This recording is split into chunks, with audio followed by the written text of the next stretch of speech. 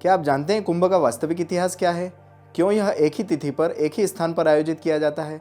इसका आयुर्वेद से और आपके स्वास्थ्य से क्या संबंध है? आइए हम आपको बताते हैं वे सभी तथ्य जिनसे आप अभी तक थे अनजान। नमस्कार, मैं वैद्य सचिन जायसवाल अपने चैनल आप्त वैद्य में आप सभी का स्वागत करता हूँ। कुंभ का इतिहास जानने के लिए हमें सृष्टि के आदि काल में जाना होगा, जब देवताओं और असुरों ने मंदराचल पर्वत को मथनी बनाकर समुद्र मंथन शुरू किया था। उस समुद्र मंथन से 14 रत्न निकले थे। इसमें सबसे अंत में भगवान धन्वंतरी अमृत कलश लेकर प्रकट हुए थे। इस अमृत कलश को जब देवराज इंद्र के पुत्र जयंत असुरों से बचाने के लिए लेकर भागे थे, तब उस कलश के छलकने से अमृत की कुछ बूंदें पृथ्वी पर 4 स्थानों पर गिरी थी।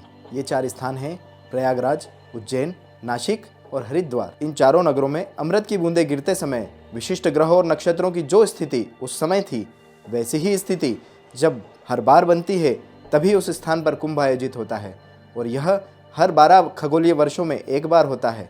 इसीलिए कुंभ का आयोजन भी 12 खगोलीय वर्षों के बाद ही होता है। बृहस्पति जब सिंह राशि में प्रवेश करता है और सूर्य मेष राशि में प्रवेश करता है, तब उज्जैन में सिंहस्थ कुंभ आयोजित किया जाता है, और इसी तरह अन्य 3 स्थानों पर भी 12 साल के पश्चात कुंभ का आयोजन होता है। यह कुंभ उस अमृत कुंभ की याद दिलाता है जिससे अमृत की बूंदें छलकी थी और इन स्थानों पर अमृत की वर्षा हुई थी। ऐसी मान्यता है कि ग्रहों की उसी तरह की स्थिति बनने पर उन स्थानों पर फिर से अमृत की वर्षा के समान ही वातावरण की निर्मित होती है। इस समुद्र मंथन में जब भगवान धन्वंतरी अमृत कलश लेकर प्रकट हुए थे, तो उसके साथ ही औषधि वनस्पति भी लेकर आए थे। कलश का अमृत तो उन्होंने देवताओं के लिए दे दिया, किंतु औषधीय का अमृत उन्होंने मानव समुदाय के लिए पृथ्वी पर प्रेषित कर दिया था। ये भगवान धन्वंतरी भगवान विष्णु के अवतार थे। इन्होंने ही बाद में द्वापर युग में काशी राजा धन्व के यहाँ पर पुत्र के रूप में जन्म लिया और धन्वंतरी द्वितीय कहलाए।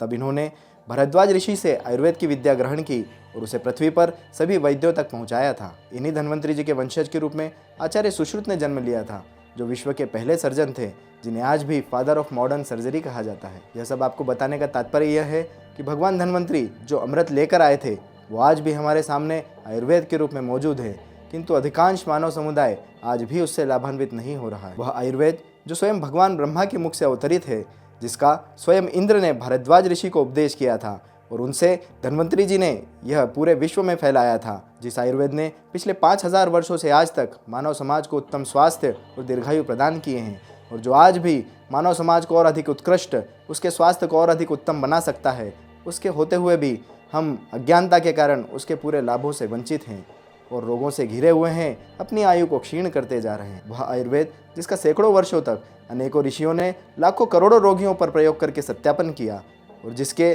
सिद्धांत को आज 5000 वर्ष के बाद भी बदलने की ज़रूरत महसूस नहीं हुई है। वह आयुर्वेद जो इतना सटीक है कि परीक्षा करके ऋतु के अनुसार, आयु के अनुसार, व्यक्ति के शरीर की प्रकृति के अनुसार, आसपास के वातावरण के अनुसार, उसके शरीर में दोषों की स्थिति के अनुसार अलग अलग स्थिति में अलग अलग विकल्प से व्यक्ति की चिकित्सा करता है, उसे ही आज अज्ञानता के कारण अवैज्ञानिक बताया जा रहा है।